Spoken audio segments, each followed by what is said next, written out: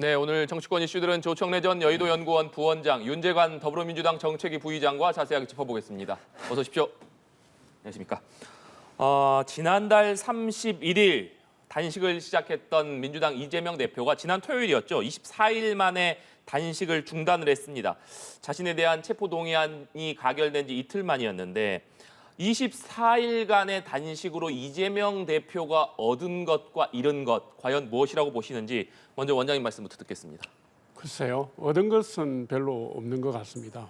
우선 이제 명분도 처음에는 뭐 세계 조건은 걸었잖아요. 민생과 민주주의 뭐 그 얘기도 했었고 후쿠시마 오염수 방류 저지, 그다음에 국정쇄신과 내각 뭐 총사퇴 뭐 등등이었는데 네.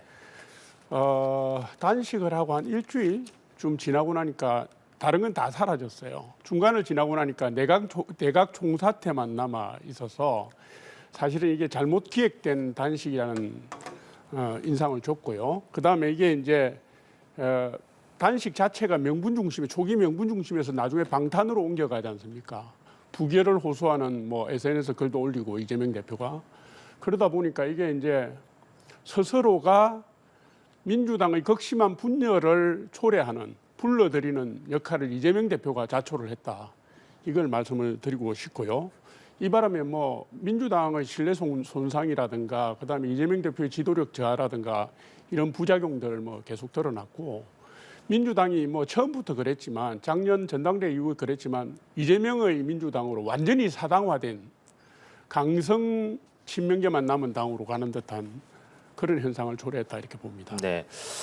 24일간의 단식이 당의 분열을 초래했고 강성 친명만 남은 당으로 변질되었다 이렇게 평가해 주셨는데 부의장님께서는 어떻게 평가하십니까? 국민의힘 입장에서는 위기감이 느껴져서 그 위기감을 표현하신 거라고 생각합니다. 많은 국민들께서 이번에 이재명 대표의 단식에 대해서 그렇게 생각하시게 되면 지금의 당 여론조사라든가 이 대통령에 대한 평가 이런 것들에 많은 요동이 쳤겠죠. 근데 오히려 민주당으로 더 국민들이 더 결집하는 모양새가 지금 있지 않습니까? 그런 것을 보더라도 여론조사 결과를 보더라도 지금 말씀하신 내용이 합리적이지 않고 타당하지 않다 이런 생각이 듭니다.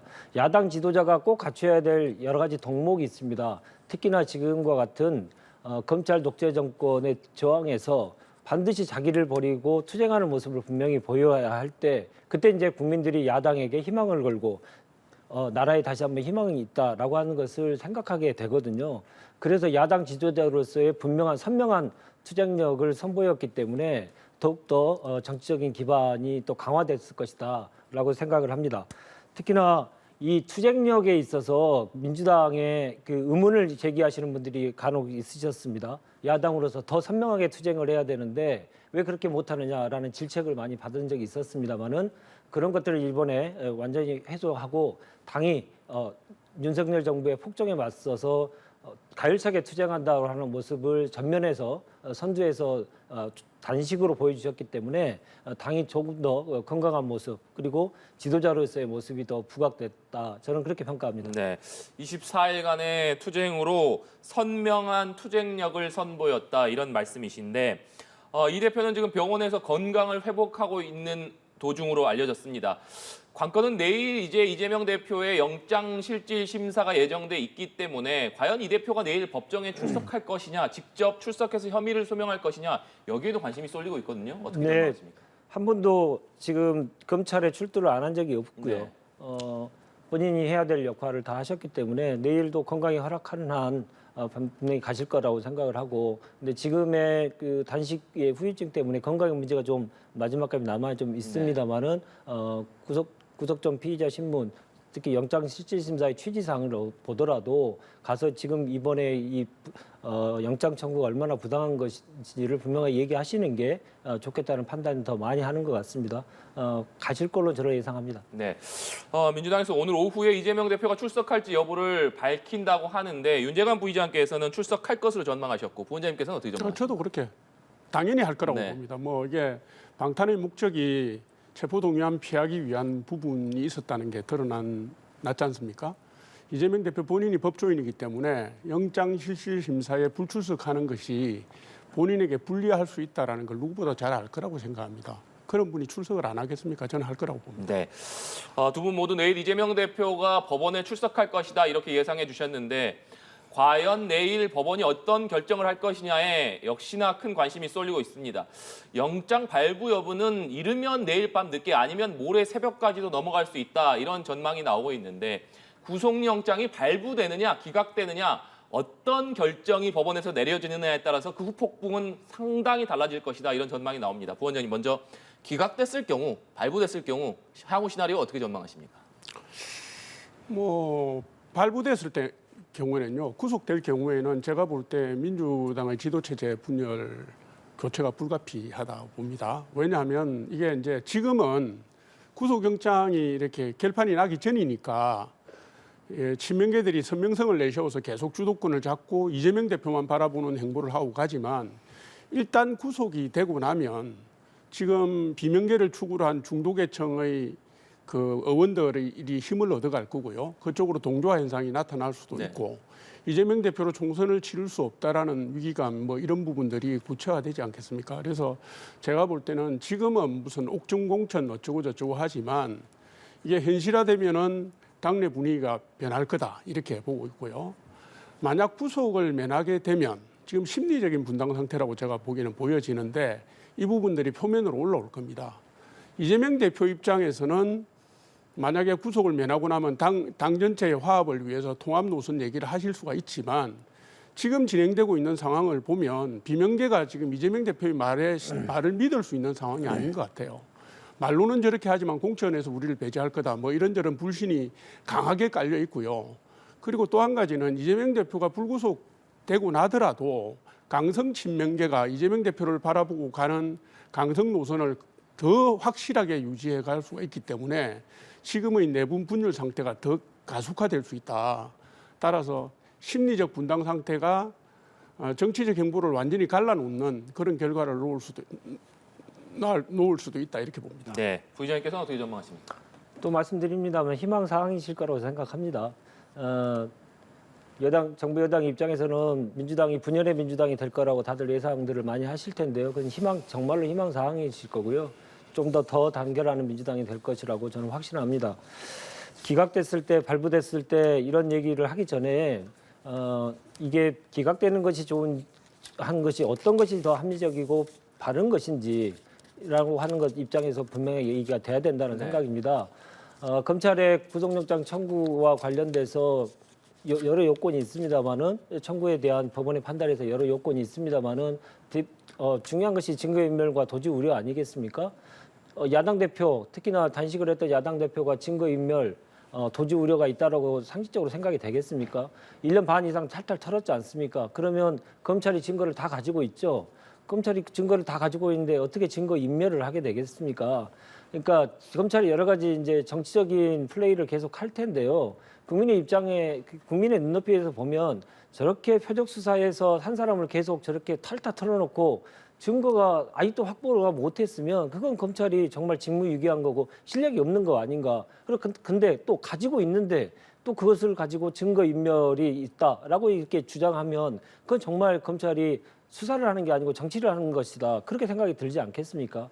그래서 지금 이번에 구속영장 청구는 증거인멸이나 도주 우려가 하나도 없기 때문에 기각되는 것이 헌법 정신에 맞다. 헌법 정신에 따라서 검찰이 꼭 기소해야겠다고 생각하면 불구속 기소하면 되는 것입니다. 그런 헌법 정신이 반드시 구현되기를 바라는 마음이고요. 만약에 발부됐을 때의 얘기를 계속 하시는데 그런 희망사항에 제가 말을 보태고 싶지 않습니다. 지금 우리의 법원이 헌법 정신에 맞게 기각해 주실 거라고 저는 믿고 그런 희망사항을 말씀드립니다. 네, 증거인멸과 도주 우려가 없기 때문에 법원에서 영장을 기각해야 한다. 이런 윤재관 부의장님 말씀이신데 부원장님께서는 어떻게 전망하십니까? 저는 거꾸로 보죠. 당연히 동의할 수 없고요. 지금 이제 영장 발부의 실질적인 조건 원칙이랄까요, 형사소송법상 범죄의 중대성하고요. 그다음에 증거인멸 우려하고 도주 우려인데요. 물론 도주 우려는 없다고 봅니다. 그런데 지금 우리나라 1987년 헌법 이래로 지금 10명이 현역 의원들이 체포동의안 가결이 됐습니다. 그중에 8분이 실제로 구속이 되었고요. 2분이 안 됐는데 2분이 안 된 사유를 보면 한 분은 범죄 혐의를 완전히 인정을 했기 때문에 증거인멸의 우려가 없었던 겁니다. 나머지 한 분은 검찰이 증거나 수사를 부실하게 했기 때문에 법원영장에서 구속영장이 발부가 안 된 거거든요. 제가 볼 때는 이번에 이재명 대표 건은 그 2가지 사례에 해당되지 않는다. 이걸 말씀드리고요. 그다음 2년 정도의 기간 동안 문재인 정부 때 수사가 시작돼 가지고 지금까지 이재명 대표가 단 한 건에 대해서도 혐의 인정을 한 적이 없고 정치적 수사로 정치적 대응을 해왔습니다. 그 강력한 의지 자체가 증거인멸의 의지에 포함될 수도 있다고 보는 것이고요.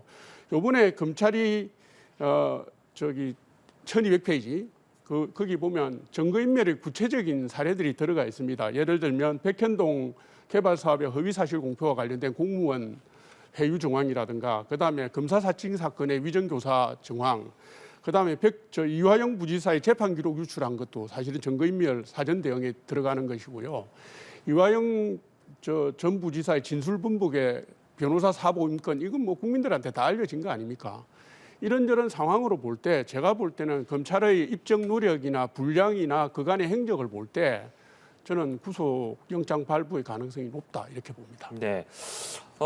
내일 이재명 대표의 영장 실질 심사가 진행되는 한편 민주당에서는 차기 원내대표 선거도 치러집니다. 내일 오후에 선거가 진행될 예정인데 김민석, 남인순, 홍익표, 우원식 의원 이렇게 4명이 출사표를 던졌습니다.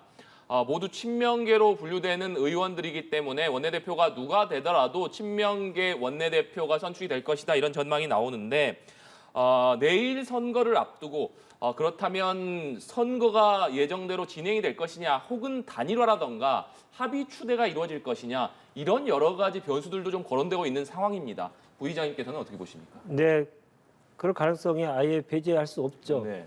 그러나 지금 이 당을 어떻게 살리고 민주주의를 어떻게 살리고 대한민국을 어떻게 살릴 건지에 대한 각자의 소신과 방향에 대해서 서로 간에 얘기하는 과정들 속에서 그러한 과정들이 이루어져야 된다. 근데 그렇지 않고 국민들께 어떤 비전을 가지고 있는지 설명을 다 하지 않고 네. 그냥 서로 간에 좋은 게 아닌가 식으로 해서 단일화하는 것은 제가 보기에는 적절하지 않다고 생각하고요. 짧은 기간에 하는 것이기 때문에 압축적으로라도 앞으로의 당이 어떻게 가야 될 것인지 대한민국을 어떻게 바로잡을 것인지 검찰 독재 정권과 어떻게 나는 선명하게 잘 싸울 것인지 그 구체적인 방안에 대해서 치열하게 논의하고 이렇게 토론하는 그런 시간이 됐으면 좋겠습니다. 네, 부원장님. 내일 선출이죠. 네. 그러니까 뭐 제가 볼 때는 일반적으로 볼 때 단일화라든가 뭐 합의 추대라든가 이 가능성은 없다. 저는 이렇게 봅니다. 뭐 민주당의 구체적 사정을 저는 뭐 모르는 측면이 있기 때문에 그런데 이게 이제 4분이 나오셨는데요. 제가 볼 때는 당선을 유력하게 노리고 나온 분도 있지만 정치적인 체급을 높이기 위해서 나온 분도 있는 것 같아요. 그러니까 지더라도 원내대표 경선에 나가는 게 유리하다고 판단하시는 분들이 있어 보이고요. 그다음에 지금 실제로 의원들이 투표권을 행사할 때 지난번 체포동의안에서 나온 그 가결표에 던진 표, 그다음에 기권 무효표 이게 네. 39표 아닙니까? 이분들의 표가 4명 중에서 어디로 갈 것이냐 이것도 중요할 것 같아요. 친명들끼리의 그 노선 이런 것도 있겠지만 따라서 제가 볼 때는 4분 중에서 비교적 좀 온화한 스타일, 합리적 스타일의 분이 유리하지 않을까 이렇게 추측해 봅니다. 네. 한편 오늘 아침에 정청래 수석 최고위원이 원내대표 후보들을 향해서 이재명 대표를 끝까지 지키겠다고 공개 선언해달라 이런 얘기를 하기도 했습니다. 이 발언은 원장님 어떻게 들으셨습니까? 이렇게 말씀드려도 될지 모르겠는데요. 제가 볼 때 정청래 최고위원께서 요새 좀 많이 나가시는 것 같아요. 이게 이제 제3자가 보기에는 자기 정치나 자기 행보에 너무 주력하는 거 아닌가. 민주당의 전체 위기 극복, 민주당의 단합이라든가 총선을 염두에 둔 전략적 행보라기보다는 보는 사람에 따라서는 포스트 이재명을 노리는 친명계의 대표주자, 선두주자 뭐 이런 존재감을 키우는 거 아닌가 이런 느낌도 들어요. 제3자가 보기에는. 그래서 이게 보통 이제 이런 큰 일이 벌어지면 실제로는 과격한 노선을 제안하는 사람이 있는가 하면 좀 더 어른급에 있는 분들은 통합이라든가 당 전체를 아우르는 행보를 해야 되는데 이분이 표면에 나서서 더 불을 지르고 있거든요. 그래서 저는 정치적 의도가 있는 게 아닌가 이런 생각이 좀 듭니다. 네. 부의장님께서는 어떤 배경으로 보고 계십니까? 이번에 여러 가지 예상을 하신 분들 중에 정확하게 틀린 게 하나 있습니다. 만약 가결되고 나면 민주당에 탈당 러시가 있을 것이다 이렇게 예상하신 분들이 많이 있는데 제가 아까 말씀드렸듯이 그러한 그 전망들이 다 민주당을 향한 비판을 하고 싶은 분들의 희망 사항이었던 거죠. 이번에 보시면 알겠지만 입당의 격려가 탈당의 질책보다 훨씬 더 많았습니다. 새로 입당하신 분들이 훨씬 많았고 당을 더 강건하게 만들어야 되고 더 선명하게 만들어야 되고 특히나 가결파와 같은 이렇게 남의 손을 빌려가지고 당대표를 몰아내려고 하는 그러한 협작 이런 것들에 대해서는 당내에서 분명하게 선을 그어야 된다. 그래서 더욱더 이재명 대표 중심으로 똘똘 뭉쳐서 검찰 독재 정권과 싸워야 된다. 이것이 당원과 국민의 뜻입니다. 그렇기 때문에 이러한 발언들이 나왔다. 이렇게 보시면 되지 그걸 가지고 자기 정치의 문제로 취하는 것은 국민이 지금 하고 계시는 목소리에 경청하지 않는 모습이다. 저는 그렇게 보입니다. 네. 원내대표가 누가 선출되더라도 친명계 원내대표가 선출될 것으로 보이고 앞서 비명계로 분류됐던 박광원 원내대표가 사퇴한 데 이어서 송갑석 최고위원도 사퇴를 했습니다. 여기다가 고민정 최고위원도 당원들의 뜻에 따라서 사퇴를 할 수도 있다. 이런 입장을 밝힌 상황이기 때문에 만약에 고민정 최고위원까지 사퇴를 선택한다고 한다면 지도부에서는 그야말로 비명계가 모두 사라지고 친명계만 좀 남게 되는 상황이 될 수밖에 없는데 그 부분은 어떻게 보십니까? 그것도 역시 희망사항으로 지금 계속 고민정 최고도 사퇴하라 이런 식으로 사실상의 압박 비슷하게 하시는 분들이 더 많이 있으실 텐데요. 제가 볼 때는 그럴 가능성이 좀 낮다라고 보고 있고요. 지금 자꾸 이제 민주당이 오히려 이번 계기로 해가지고 더욱더 분열하고 더욱더 오합지졸이 되고 이렇게 되기를 바라시는 분들이 자꾸 계속 여러 가지 말들을 보태시면서 그럴 텐데 지난번에 1차 그때는 부결이 됐습니다만 체포동의안 표결이 있고 나서 당내 이탈표가 많이 있었을 때도 똑같은 전망들을 하시고 민주당이 곧 깨질 것이다. 당내 개파 싸움으로 인해서 날이 셀 것이다. 이런 얘기를 했습니다만은 강건하게 계속 유지해 왔지 않습니까? 그러한 저력 있는 정당이기 때문에 지금 여러 가지 희망사항을 계속 얘기합니다만은 끝나고 나시면 민망하실 테니까 그런 말씀들을 좀 자제해 주셨으면 좋겠다는 생각입니다. 네, 부원장님. 제가 윤재관 부의장님의 고충을 이해를 합니다. 이해는 충분히 하고요. 이게 이제 민주당이 지금 168석의 국회 제1당으로서의 국정 운영, 국회 운영을 고민하는 모습도 없고 민생을 무슨 뭐 말로는 민생 얘기했는데 민생을 해결하겠다는 의지도 없고 지금 사실은 뭐 원내 지도부가 다 뒤로 물러서고 나니까 지금 다 공백 상태가 온 거잖아요. 그러니까 오로지 지금 민주당 전원이 이재명 대표 바라기만 하고 있는 것 같다. 이 점 제가 지적하고 싶고요. 원래 이제 이 싸움의 그 정치적으로 아주 적나라하게 말씀을 드리면 공천권 싸움으로 비화된 측면이 있어 보여요. 그러니까 공천권을 독점하기 위한 전쟁이 민주당에서 시작됐다는 것이고요. 거기에서 반대 진영에 있는 분들을 몰아내거나 밀어내는 그런 작업들이 지금 진행되고 있다. 그런데 우리가 이제 한국 정치사에서 쭉 보면 대개는 지도자끼리 반목을 하더라도 공천권이라든가 정당 운영 권한에 있어서는 황금 분할을 주도해 왔거든요. 옛날에 김영삼 전 대통령이나 김대중 전 대통령이나 똑같았습니다. 이게 6대 4냐 7대 3이냐 뭐 혹은 그 반대냐 이런 정도의 것이었지 이런 식으로 홍위병도 아니고요. 명확한 근거도 없이 감정적 선에 입각해서 이렇게 몰아내고 밀어내고 책임 소재를 묻고 하는 거는 이건 잘못된 거거든요. 제가 볼 때는. 상당히 시간이 오래 걸릴 것 같은데 이성을 빨리 찾으면 좋겠다 이런 생각을 갖습니다. 저 한마디만 꼭 드리고 싶습니다. 지금 말씀하신 거에 대해서 제가 토론하는 의미는 아니고요. 저도 역시 조 부원장님의 고충을 더 많이 이해합니다. 여당의 입장에서 보면 그 지금 1년 반도 안 된 정부가 30% 내외로 그 지지율이 매우 바닥을 보이고 있고 특히나 여당이 여의도 출장소가 아니냐, 용산의 여의도 출장소가 아니냐 이런 얘기를 계속 들으면서 여당다운 모습을 계속 못 보여주고 있기 때문에 그러한 상황에서 민주당이 계속 모든 국민들의 관심에 집중이 되고 특히나 이제 검찰 독재 정권에 대한 많은 문제 제기를 하고 있는 국민들의 목소리를 담아내고 있기 때문에 많은 위기감이 느껴지실 겁니다.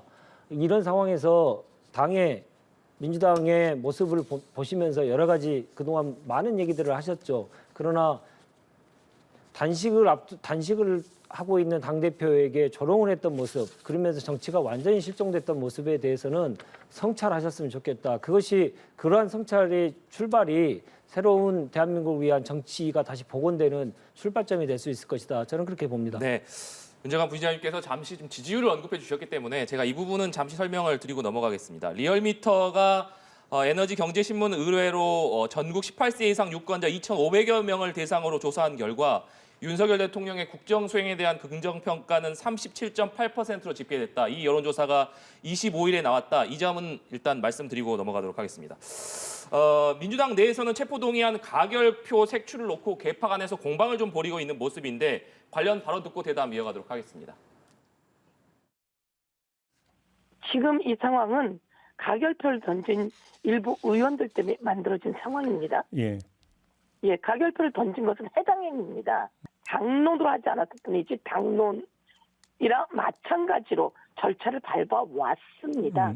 그런데 몇몇이 가결표를 던지면서 당의 혼란을 가지고 온 겁니다. 해당 행위에 대한 당의 당원 당규상 절차가 있고요. 예, 그렇기 때문에 그런 것에 맞춰서 진행돼 나갈 수 있습니다.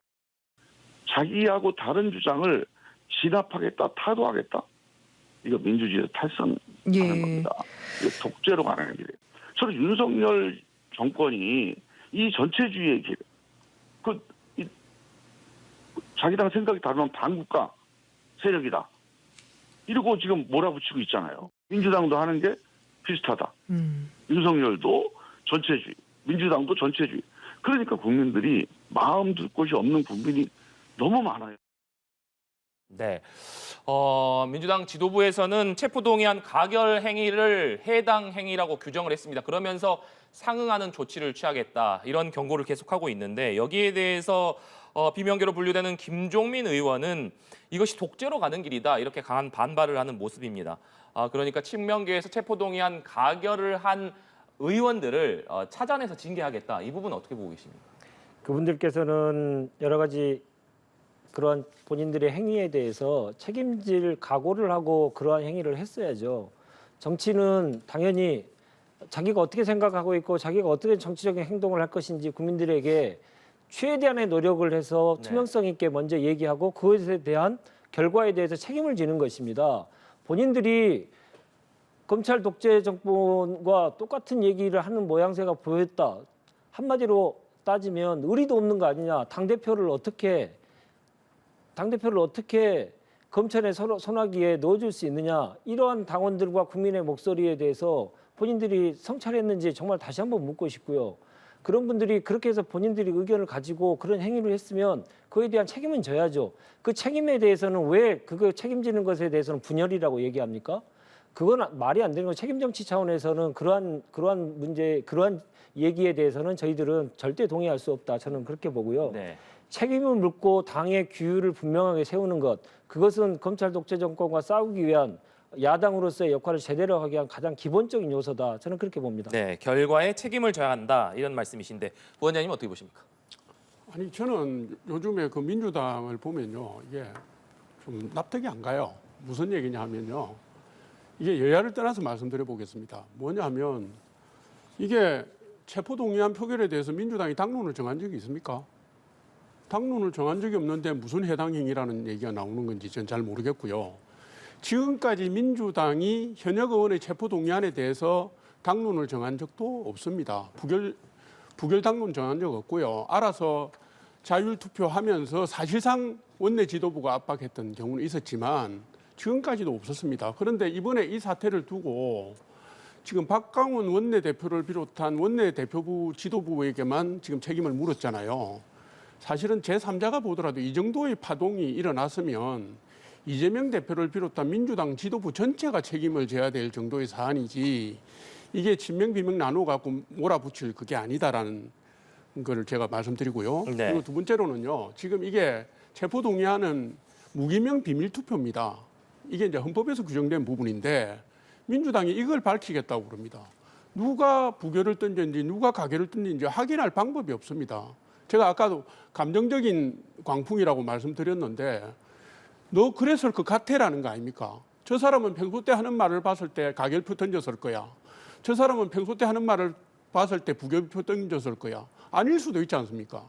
지금 그 비명계 척결을 외치고 있는 분 중에 그분들 중에 부결표 던진 사람이 있다는 것을 없다는 것을 누가 장담하겠습니까? 제가 볼 때는 이런 식의 자해 정치에 아무도 자유로울 수가 없거든요. 제3자가 보기에는 민주당에 지금 투표에 참가했던 모든 사람이 대상이 될 수가 있는 이런 식의 자해 정치를 하는 이유를 저는 잘 모르겠고요.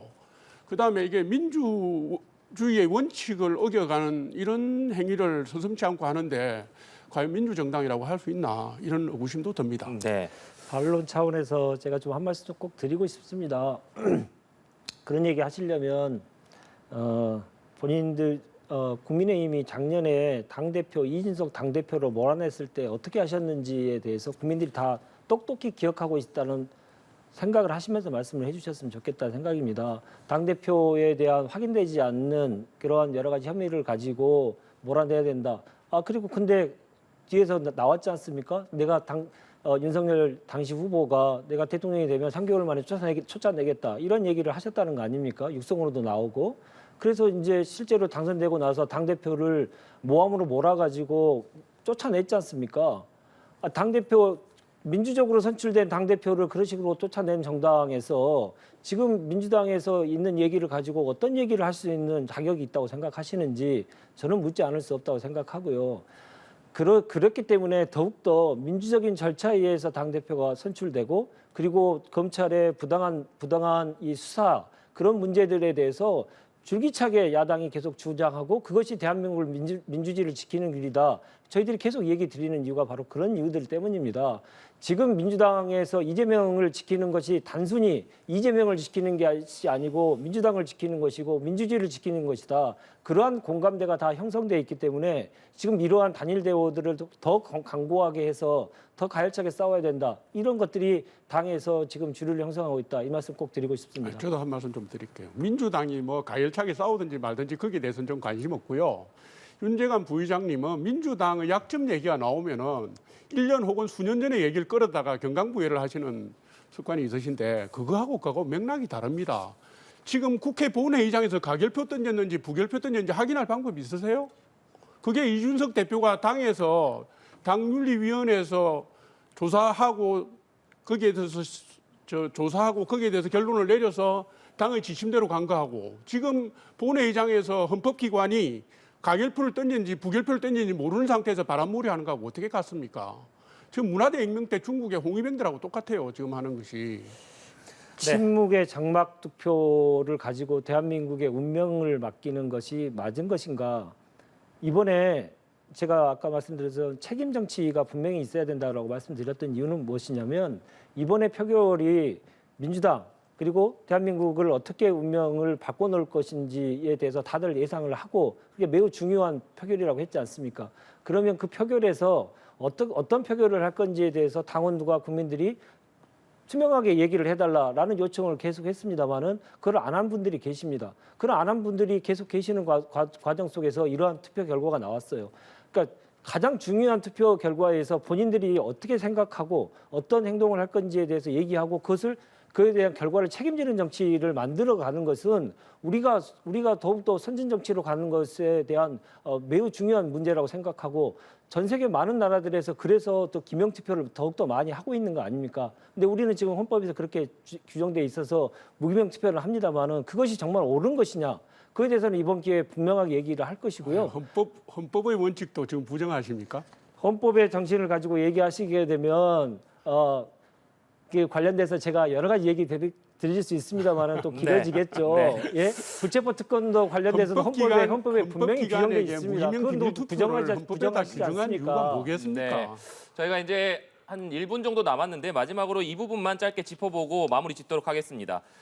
총선 바로미터라고 불리고 있는 강서구청장 보궐선거 16일 앞으로 다가왔습니다.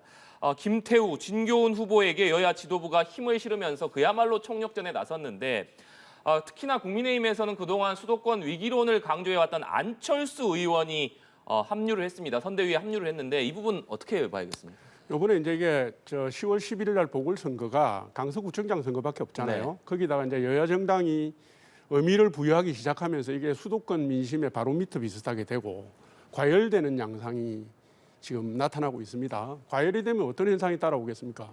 역대 재보궐선거 투표율보다 높은 투표율이 높아질 수 네. 있다. 그것은 중도층이나 무당파층이 투표에 참여할 가능성이 조금이라도 더 높아진다는 걸 의미하기 때문에요. 결국 여야 간의 중도 확장성 문제나 이런 부분이 영향을 미칠 거라고 보고요. 지금 이재명 대표의 구속 여부, 그다음 민주당 내분 사태의 향방, 그다음에 국민의힘의 그 중도층 확산 전략, 뭐 이런 부분들이 총체적으로 영향을 미치는 선거가 될 거다 이렇게 봅니다. 네, 부의장님. 안철수 후보를 총알바지로 내세우는 거 아닌가라는 생각이 많이 들죠. 당에서 이제 그런 논평도 냈습니다. 그리고 이제 충청도의 출신의 지역 주민들이 많다 보니까 그 지역 출신의 국회의원들을 많이 이제 배치한 것 같은데요. 그러한 여러 가지 정치 공학적인 여러 가지 이 조치들이 아무 의미 없을 거라고 저는 생각합니다. 생각해 보십시오. 대법원의 판결에 잉크도 마르기 전에 그 당사자를 다시 공천을 했어요. 그거 공천을 하려면 기본적으로 김태우 후보가 이번에 재보궐선거로 들어가는 혈세 40억부터 내놔야죠. 그렇지도 않고 지금 다시 또 국민들에게 강서 국민들에게 표를 내놓으라고 하니 표를 구하고 있으니 그게 납득이 되겠습니까? 상식에 부합하지 않은 것을 여러 가지 정치적인 이 현란한 것으로 덮으려고 하시는데 국민들이 그리고 강서 국민들이 그것을 용납하지 않으실 겁니다. 네, 알겠습니다. 오늘 두 분 말씀은 여기까지 듣도록 하겠습니다. 지금까지 조청래 전 여의도연구원 부원장, 윤재관 더불어민주당 정책위 부의장과 얘기 나눠봤습니다. 오늘 말씀 고맙습니다.